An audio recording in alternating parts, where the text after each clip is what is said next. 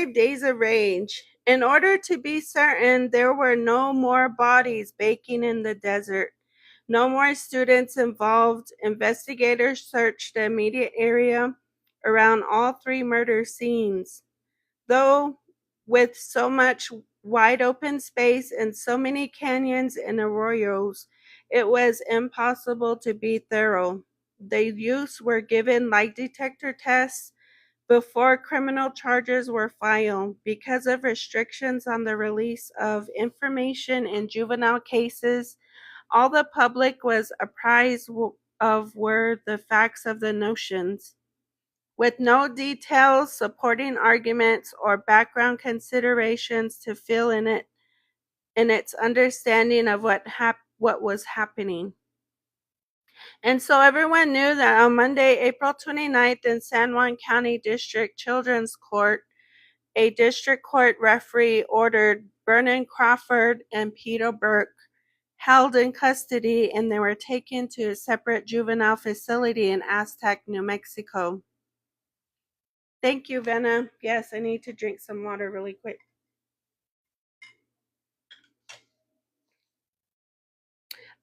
Aztec, New Mexico jail until the matter could be heard before a district court judge. And that on Tuesday, a petition of delinquency alleging murder was filed against Vernon Crawford and Peter Burke, charging him with 3 counts of murder each, which was followed on Wednesday with another petition charging Orrin Thacker with 1 count of murder for his role in the death of David Ignacio. What was less well known and would later cause confusion and turmoil was the thought behind the course of events that was initiated next. Under the laws of the state of New Mexico, a juvenile could not be charged with a capital offense because, according to the juvenile code, a juvenile could not commit a crime. He could only commit an act of delinquency unless he was transferred from children's court into adult court. The significance of the bind-over process, as it was called, lay in the severity of sentencing. If a juvenile was tried and convicted in juvenile court system for murder, the maximum penalty he could have received was 2 years confinement in the New Mexico Boys School. A conviction in adult court for the same offense, on the other hand, could mean life imprisonment in the state penitentiary. In order for a youth's juvenile status to be amended, two requirements had to be met. He had to be at least 16 years of age, and prosecutors had to successfully argue that the juvenile was not amenable to treatment or rehabilitation within the existing juvenile facility and programs. It was a policy of the state to try and rehabilitate juveniles who commit vicious crimes rather than punish them. ADA Hines would recall his internal considerations for me many years after the decision had been made. You're talking about an incredibly complex problem that I don't know will ever be answered satisfactorily. What do you do when children commit incredible, heinous crimes? You want to punish a kid for this. You want to think that at the age of 16 he knows rights from wrong, and he knew it was wrong to put another human being through living hell and then take his life. If any case screamed for punishment, this one did. And yet you send them to prison, and you know what's going to happen there. They're going to be put through a living hell of their own. They're going to be sodomized by older, tougher inmates. They're going to be turned into a hamburger, and what concept of justice does this serve? And regardless, Burke, who was in on 3 of the murders, goes to the boys' school because there's an absolute bar against trying a 15-year-old as an adult. So I don't know, and lucky for me, I didn't have the final say. In the end, Hines filed a motion that put the matter in the hands of the court. He submitted the pertinent paper requesting the transfer of Vernon Crawford and Orrin Thacker to adult court, knowing it would set in motion a series of actions that would leave the outcome up to the discretion of the judge in the case. On Wednesday afternoon, Judge Frank Zinn, a former state attorney general and the current district court judge from McKinley County, flew in from Gallup to preside. A silver-haired man whose heavy black frame glasses gave him a stern, commanding presence. Zinn brought a reputation as neither liberal nor conservative, but extremely intelligent, unafraid to rule through, often unpredictable in his rulings. His first ruling in the case was entirely expected after considering the prosecutor's request. He issued an order authorizing the transportation of 3 youths to the Children's Detention Home in Albuquerque for psychological examinations that would help him decide to what extent and in what fashion he would hold them accountable for their crimes. To hear Wilbert Sosey accuse Farmington of being a racist community harboring long-standing prejudices against Indians that were itomanized in the murder of 3 Navajos had come as a shock to Mayor Marlo Webb, and after scoffing at the charge and withering the messenger, he had put the outrageous meeting out of mind. He was in the second month of his first term as mayor of Farmington and had more pressing matters to tend to. Having carried 8 of the city's 10 polling districts on the slogan, "You can't run a city on promises," he was feeling a personal obligation as well as public pressure to deal immediately with the priority problems confronting the city, of which there were many more important than addressing the speculations of community activists who saw racism lurking behind every unfortunate incident that befell Indians. At Webb's inauguration, the oath had been administered by the retiring mayor, who, along with a gavel, had presented him with a giant bottle of aspirin. At the time, he had laughed along with everyone else, thinking it was a big joke. But now, just 8 weeks in office, he was beginning to realize how appropriate a parting gesture it had been. History was indeed catching up with Farmington, but it had little to do with Indian issues. The management of city affairs and planning for orderly growth loomed as his formidable foes as Farmington struggled to avoid the disruptive cycles endemic to all western boom towns. In addition to the big issues, there was a full plate of minor matters requiring his involvement. A recommendation the city add a zoo to its present recreational facilities, a debate whether to use pesticides or plant minnows in the breeding grounds of mosquitoes, a proposed ordinance that would make it unlawful for anyone to intentionally possess 1 ounce or less of marijuana within the city limits, and how to deal with increased incidents of drunken citizens on the street.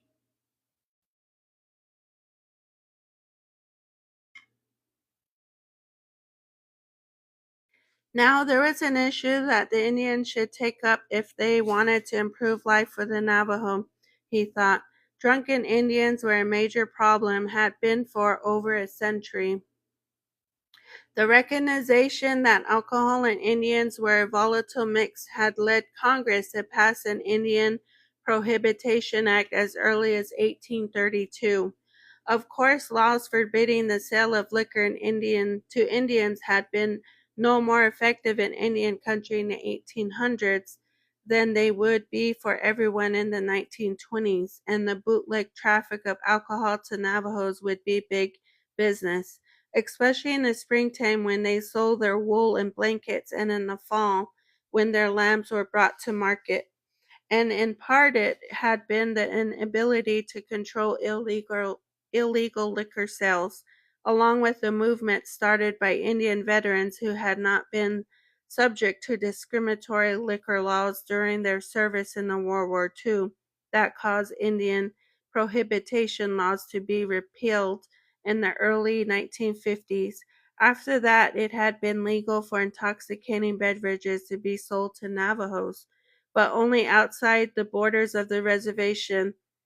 The tribe had refused to legalize liquor within its borders, it which meant if a Navajo wanted to drink, he went to the reservation border towns.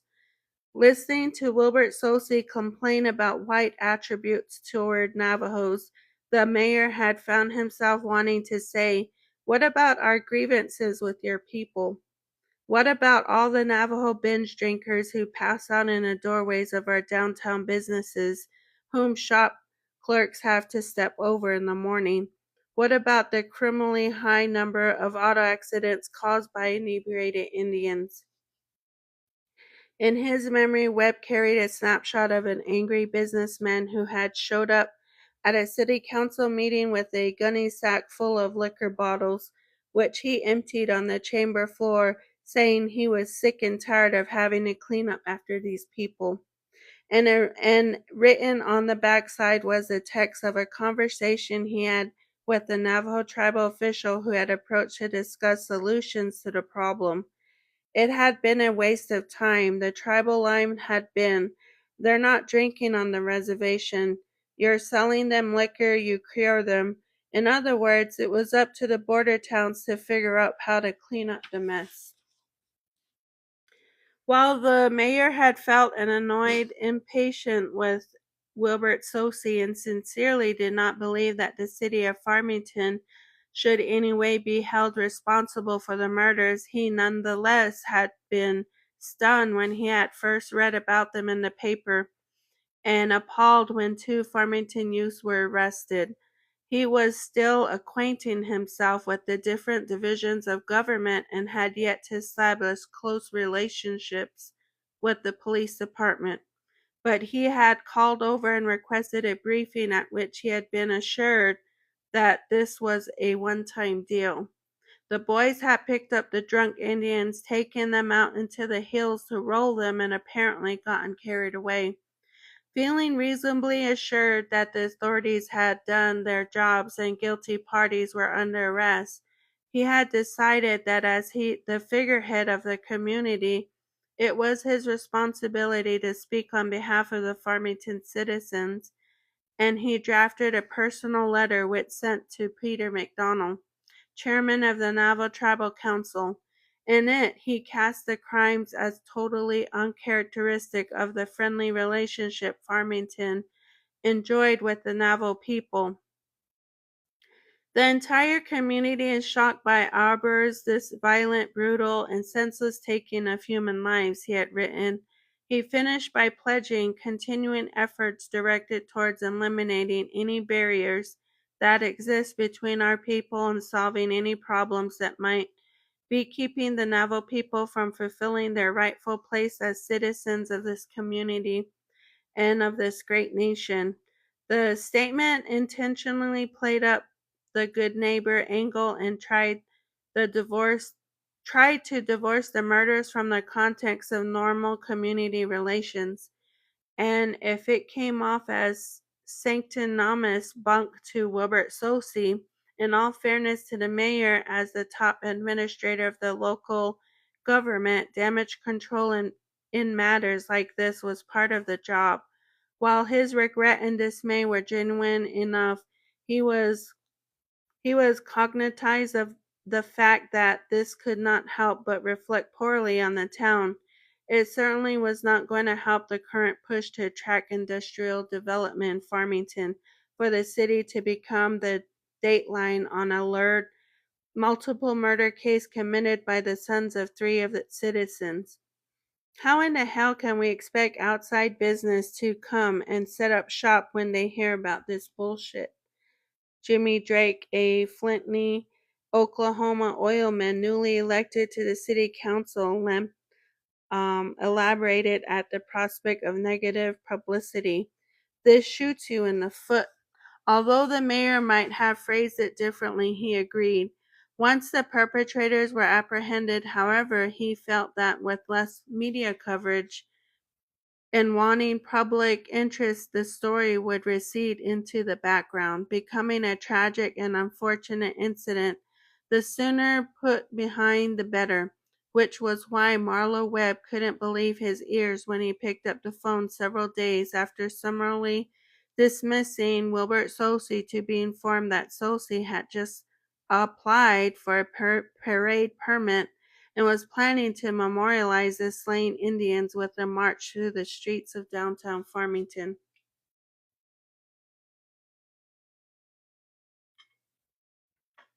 It was the week after she buried her husband that Rena heard there was going to be a meeting at the San Juan Mission to make plans for a memorial march to respectfully remember the men who had been murdered and show sympathy and support for the families of the victims. She attended, and listening to the speeches made her thoughtful, especially when she heard Wilbert Sosey speaking on behalf of the Farmington Intertribal Indian Organization explain the importance of standing up for ourselves. Though he spoke for a long time, it was the words he directed to those in mourning that she would remember. It is unfortunate this happened to your loved ones, but the next time it will be any of us. We must do something to let the people of Farmington know that we will no longer put up with the mistreatment of Navajo brothers and sisters. If we do nothing and remain silent and accept this without protesting, then what kind of future are we creating for our children? Until then, she had not thought of her husband's death in terms larger than personal tragedy. As she heard the brutal murders become a political call to arms, the three victims elevated to symbols of white abuse of Indians in Farmington. Her loss took a new significance, supplying her with a meaning that had been missing. Maybe this had not been a senseless killing after all. Maybe there was a reason all this had happened. Maybe Benji, a man who would be remembered by most people for the way he died, not the way he lived, would be given a measure of redemption of his death did something for his people. For this reason, Rena decided that it was right for her to participate in the memorial march through downtown Farmington on the upcoming Sunday. The parade was scheduled to start at 2 p.m., but she arrived early, bringing along her children. Someone had prepared blank placards on which slogans were being written, and when she was handed one for a long moment, she did not know what to write. Others were waging a war of words. White racism must go, justice better prevail. But Rena did not feel she knew enough about the issues on the scale to add to what was already being said. All her life she had experiences that made her felt unwelcome in Farmington, but she had given very little thought to the problems facing Indian people as a whole. And even now her involvement was not of her own initiative. From nothing she had done, she had been thrust into the turmoil of the outside world. Another reason she was having trouble making up her mind about what she could say was that while others seemed almost to be making a martyr to racism of her husband, she felt a certain ambivalence toward him. Sometimes when she thought about the way he let himself go, how he just gave up, bringing misery to himself and to those who loved him, she would get angry. It was so unnecessarily that then she would reverse herself, remember the shared moments of peace and happiness together. For all his flaws and faults, she had felt love for him, which was why it had been so difficult for her to leave him. She looked at her youngest, Benjamin Jr., and that gave her an idea. Although at 5 years of age he was too young to understand what was going on, He knew something was wrong. He had asked her repeatedly, "Where's my dad? What happened to Dad?" Grabbing a black magic marker, Rena wrote a message that spoke for herself, her son, and her family. And no sooner had she finished writing than one of the leaders asked her if she and Benjamin Jr. would be willing to lead the march. On the parade permit in the space where the number of participants was to be written, Wilbert Sosey had estimated no more than 300. His thinking was based on the fact that this represented the largest turnout they had drawn at any of their meetings at the Indian Center. The event had been hastily planned and poorly organized, and a march was daring departure. He was asking Indians to do what no Indians in Farmington had ever done before. His most optimistic hope would not have approached the figure of between 3,000 and 4,000, as the size of the march was reported by the Associated Press, and striding at the head of the parade were Rena and her son. It was the hardest thing she had ever done. All along the route, she was taunted by white hecklers who stood on the sidewalks jeering, hissing, and intimidating machine guns, making her feel as though she was walking through enemy territory. That impression was strengthened when she turned a corner and saw a line of helmeted riot police who had been placed on alert. But keeping her eyes straight ahead, she refused to be intimidated, drawing strength and courage from the unity of spirit she felt with the column of marchers that stretched behind her for 8 blocks. Down Lake Avenue onto Main Street, east to Allen Street, south to Broadway, and back to Lake they marched.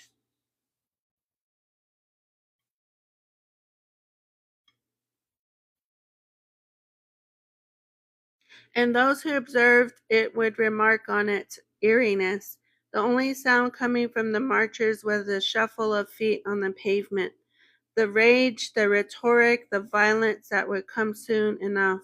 Today was a day of solemn and respectful remembrance that was given heartbreaking by the presence of a mother and her 5-year-old boy who toted a sign almost as big as he was. Herman D. Benally Sr. was my father. For an evaluation to determine whether they should be bound over by trial as adults or treated within the juvenile justice system, on May 1st, Vernon Crawford, Peter Burke, and Orrin Thacker were transported to the Children's Detention Home in Albuquerque. It was the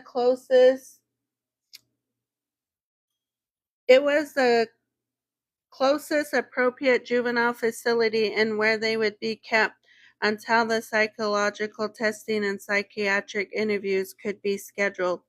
D Home, as it was referred to by those who were employed as well as confined there, was a rundown one-story cinder block building laid out in wings. The long dark hallways were lined with metal doors it took a key to open. Wire mesh lace windows that lighten, not brighten rooms bare of nothing but metal bunks stacked on top of each other and chained to the walls, decorated with graffiti, notes to God, and obscene sayings written in Gothic script. Crosses and lightning bolts down in 3D so they appeared to be chiseled into the concrete.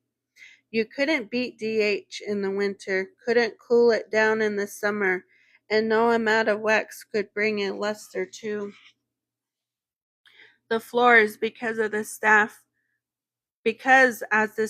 was wont to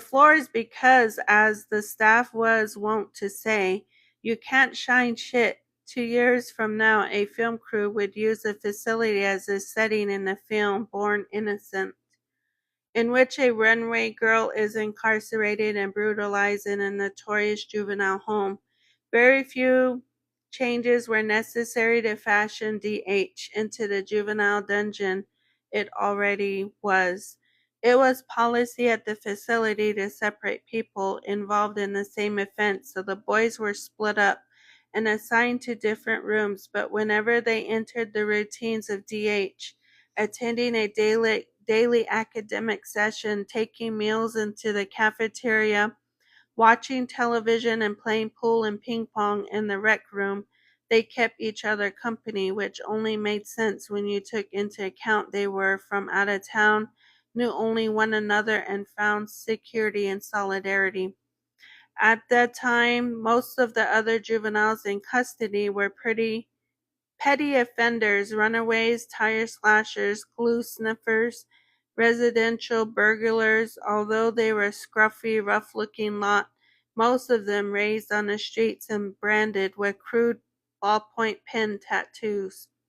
If you had walked around on the basis of physical appearance, tried to single out the most violent kids, the last ones you would have picked would have been Vernon Crawford, Peter Burke, and Orrin Thacker.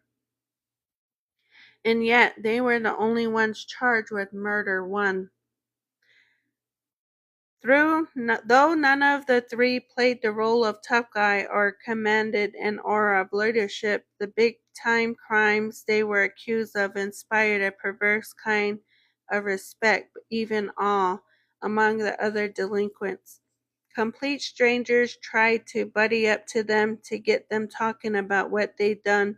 "Hey bro, you really off them Injuns? Why for? How do you do it? What's it like?" A familiar phenomenon was at work: the attempt to associate with those seen and possessing power in hope some of it will rub off. But it was all strange and surprising to the boys.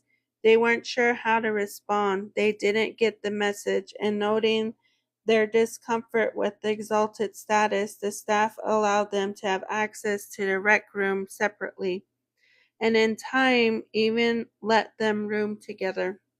Juveniles generally went through 5 distinct phases during the course of their confinement. When they were first brought in and they couldn't seem to believe this was really happening to them.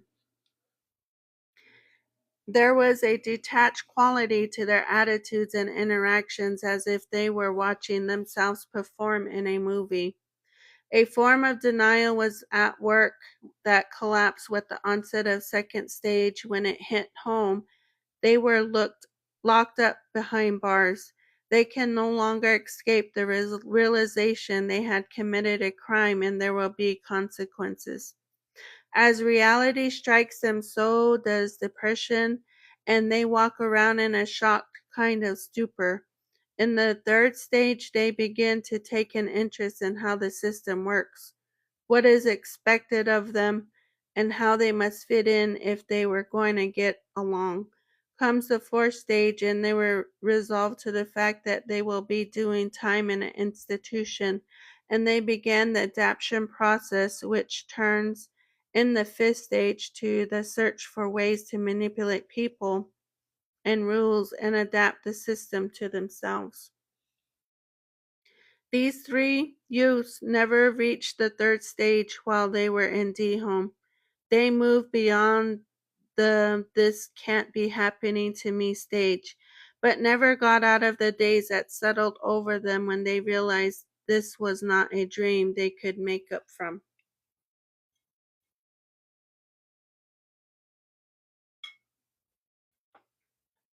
If their surrounding environs were bleak and gloomy, the attitude of the staff of D-Home at least particularly negated the downbeat atmosphere. A core of caring, committed people worked there, most of whom would still be employed in the juvenile justice system 15 years later. In contrast to the public reaction in the outside world, where the horror these three youths had perpetrated rendered them reckless, feckless, and contemptible, without any redeeming virtues, the response of the staff was more empathetic. They were able to get to know them, to believe that these were the same people they were reading about in the paper who were responsible for atrocious crimes. During their stay at D-Home, none of the boys was what could be have called behavior problem. But Ed Sullivan, the D home counselor at the time, was called in to assist one of the boys who was having personal troubles. Primarily an adjustment counselor there to help the kids who were having difficulty abiding by the institution's rules or having interpersonal conflicts with other residents. Sullivan remembers that his assistance was solicited by Vernon Crawford, began to suffer from extreme nightmares at night and during the day, hallucinations both visual and oral. There was no question in Sullivan's mind what he was seeing. One of the things you learn as you go is when someone is hallucinating, if they are hearing voices in their head, they'll tilt to one side as if they were listening. When they're seeing things that aren't really there, they react as if something is going on right in front of them. There was no doubt what was happening. The boy was hallucinating. In his conversations with Crawford about the hallucinations, Sullivan was told this little guy who rode around on his shoulder, who talked to him and told him what to do. It was a grandparent, he said, his grandmother. Knowing that hallucinations were frightening experiences, Sullivan tried to help Crawford deal with the fear that accompanied them. He did this by helping him to accept the fact that even though these strange things were occurring, they were not in fact real. They could not hurt him, and he could learn to live with them. Sullivan did not try to determine the source of the hallucinations. That would be a therapist's function, not a counselor's, and not certainly at D. Hold on, sorry. The puzzle. Let me read that again. I don't know if it skipped. They could not hurt him, and he could not learn to live with them. Sullivan did not try to determine the source of the hallucinations. That would be a therapist's function, not a counselor's, and certainly not a D home counselor. As for the nightmares, they were not simply bad dreams that disturbed Crawford's sleep. He woke up screaming night after night.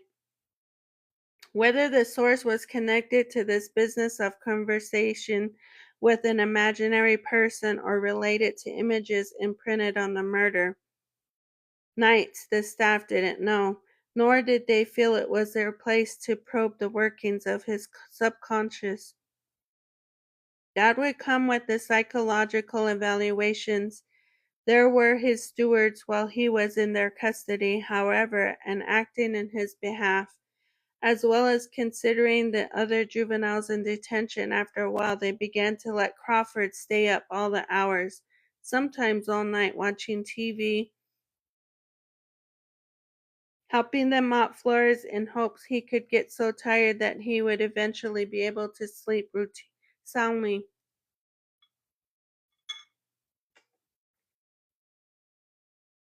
It was during one of these all-nighters that the unit supervisor for the girls' ward, Sue Fernie, got the scare of her life. Although it was against the rules to sleep on duty, everyone did it in those days, and one night in the wee hours of the morning, she stretched out on a couch in the lounge just off the kitchen for a short nap.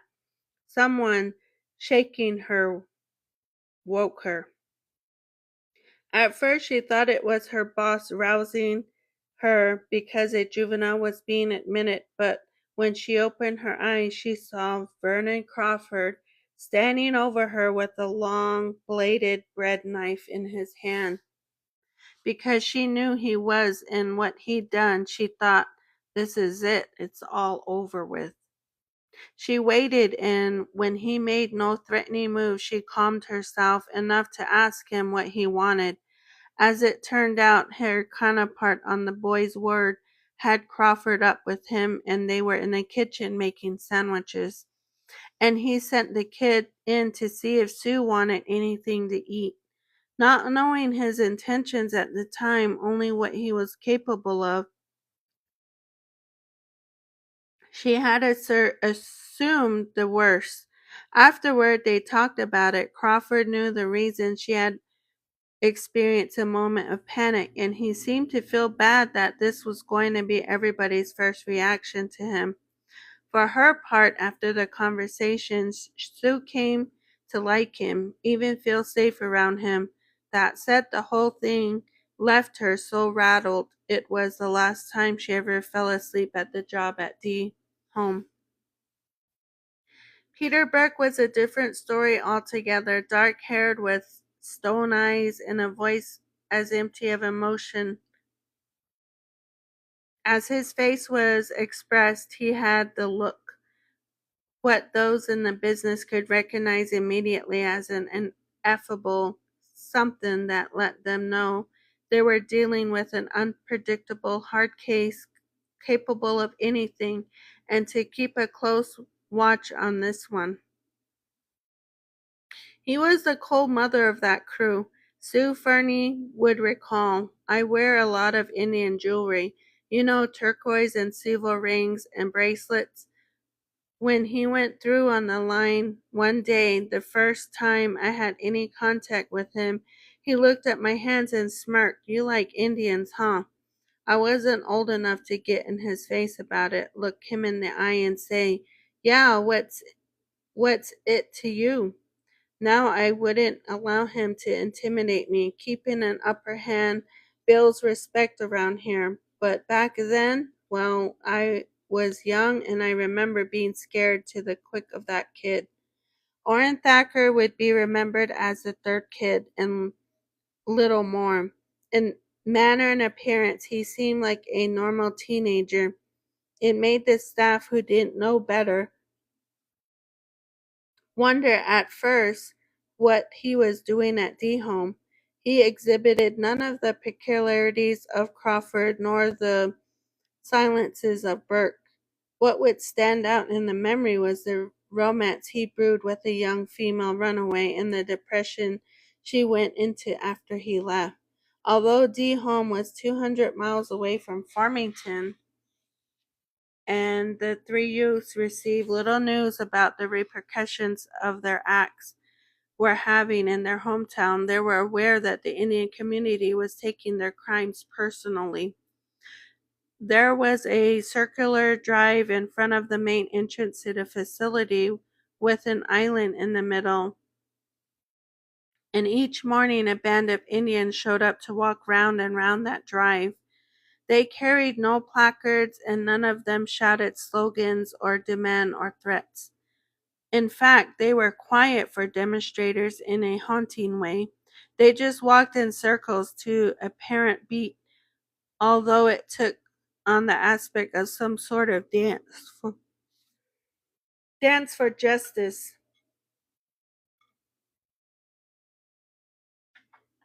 And they gave no indication of why they were there, other than the long stares they cast in the direction of the wing where the three boys were being kept.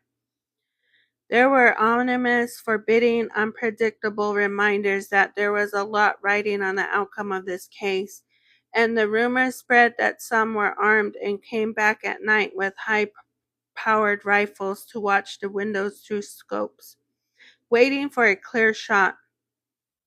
Whether this was true or not, it made the staff nervous enough to move the three from room to room, so if someone placed them in a particular cell during the day, a sharpshooter could not come back and know where he could pick them off at night. The eyes of the nation should be on northwestern New Mexico, USA, where at least 10 brutal murders of Native Americans took place in the last year. A box of monstrous secrets that had been opened, and no one knows how many more rotting, burned, knifed, castrated, smashed Indian corpses are still to be found.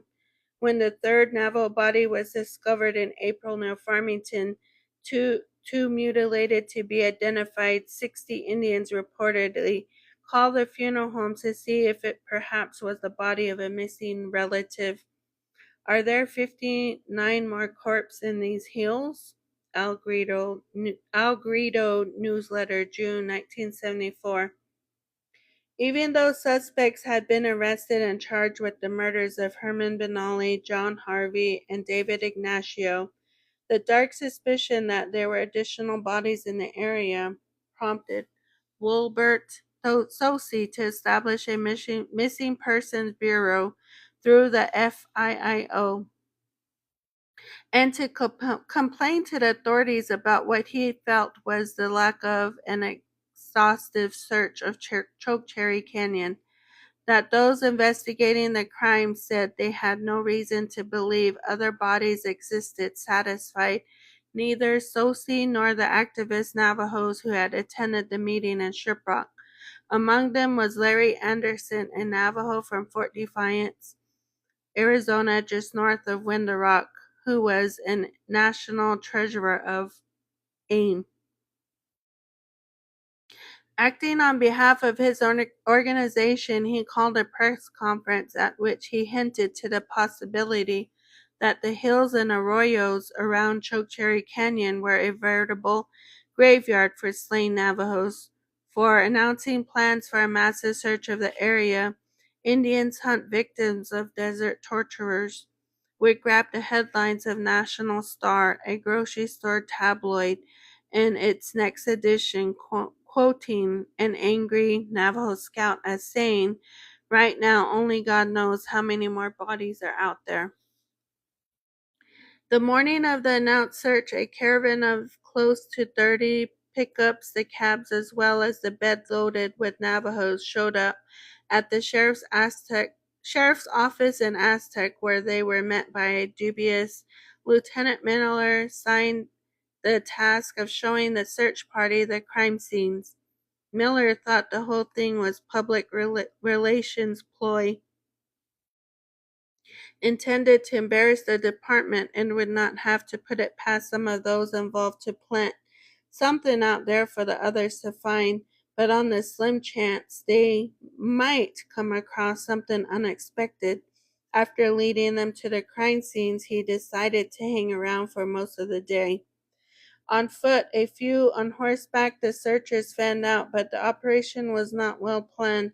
There was nothing systematic about the coverage, and while the purpose of the search was serious, it had somewhat of a picnic atmosphere, with Navajo women tending bonfires on which they cooked fry bread and heated coffee for the searchers.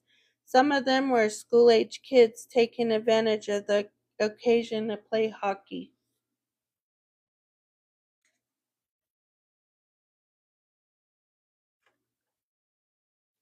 Wilbert Sosi showed up around midday, not in an official capacity. This was AIM's show, just to check on the progress. Not, nothing of interest had been found yet, he was informed, other than a discarded Polaroid tear sheet that had been picked up near where Herman Benally had been unalived. The latent negative image showed a naked man, face down in the dust, body and legs uncomfortably twisted, head positioned beside a huge rock which was presumed to be one of the murder weapons. The tantalizing find had brought a renewed zeal to the efforts of searchers who spread out in an ever widening circle. It was late in the afternoon when two men crested a ridge a mile or so away from where the two bodies had been found and spotted something suspicious. Walking closer, they stopped before a scanter of traditional ritual items. Strewn across a rippling bed of sand were a mask, kilt, and rattle, material objects associated with the Yebiche Nightway ceremony, a sacred healing sing in which masked dancers personifying myth, mythic figures perform. The fear and paranoia that many Indians were feeling at the time were apparent in the ensuing discussion of what these things meant. Hadn't the murdered men been stripped before they were killed? Maybe the owner of these things suffered the same fate. In no time, the worst case scenario was consecutively accepted. White teenagers must have gone to the reservation, kidnapped a Yebiche dancer at the fair, and here was evidence with the full extent of the carnage had yet to be revealed.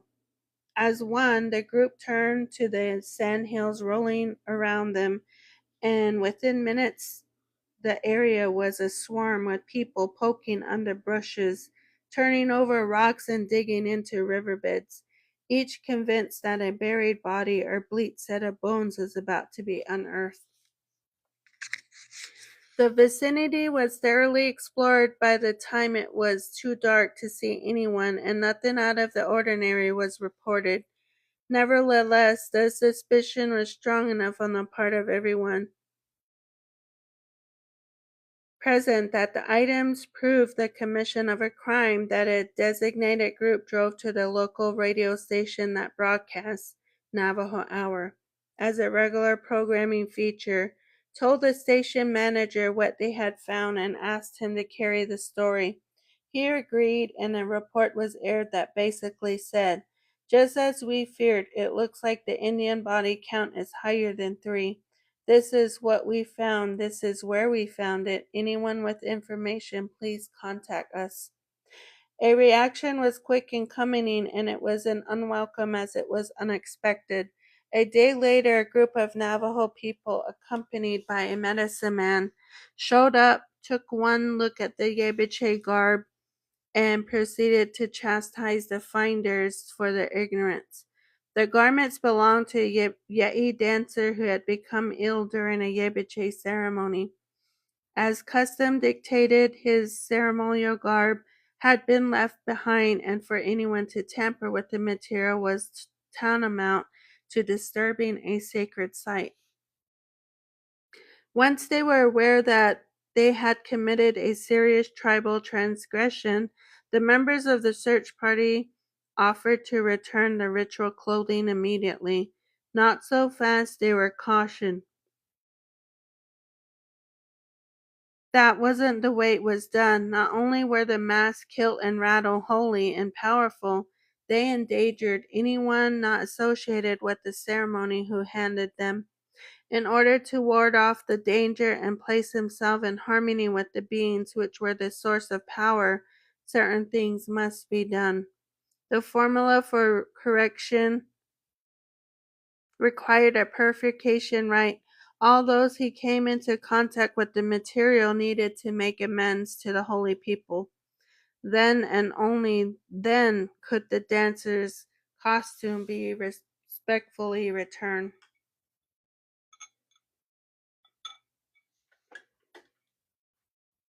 In the search for additional bodies had produced a blunder. The May 4th Memorial March was an unqualified triumph.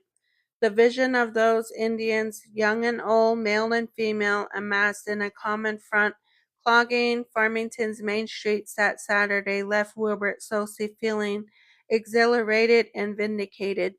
The fact of the matter was his public statement of purpose that this was a march to respectfully remember the men who had been slain and show sympathy and support for their families had been expurgated version of his private intentions.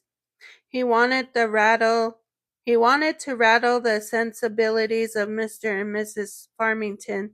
He wanted to shake awake the white community to the news it could no longer count on passive from Indian people.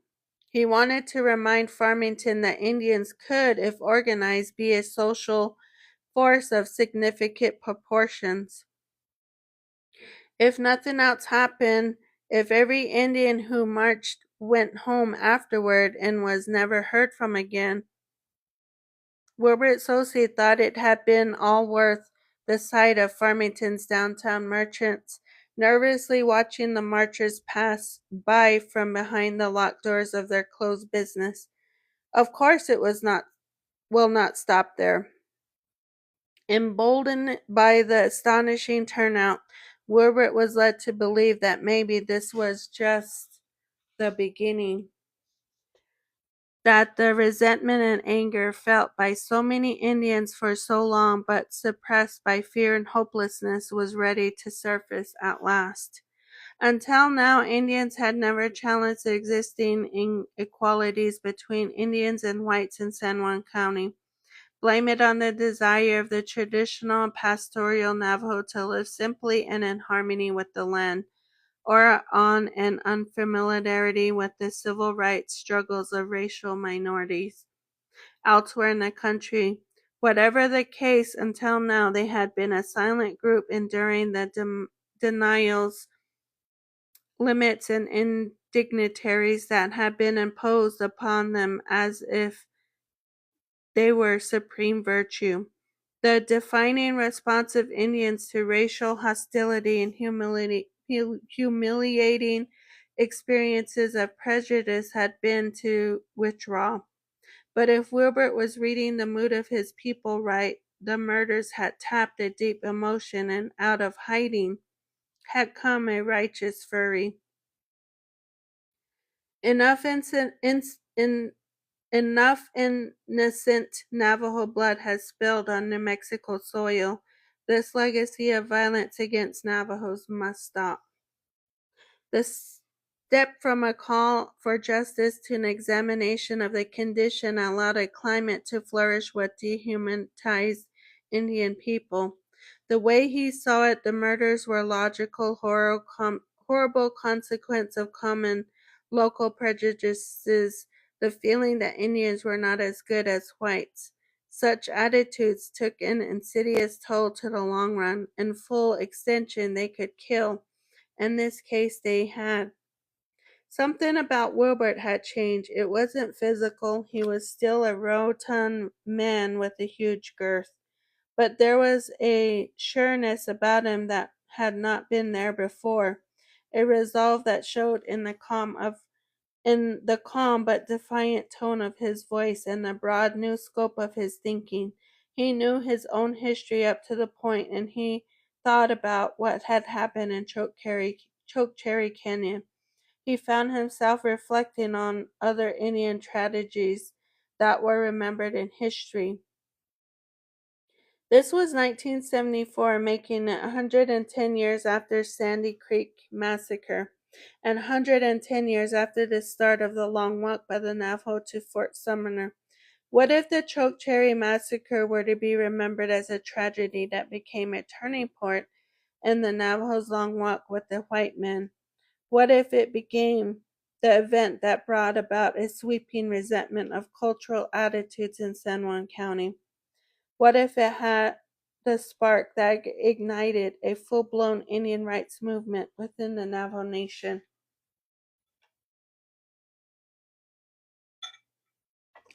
It was it was a tall order, but a worthwhile one.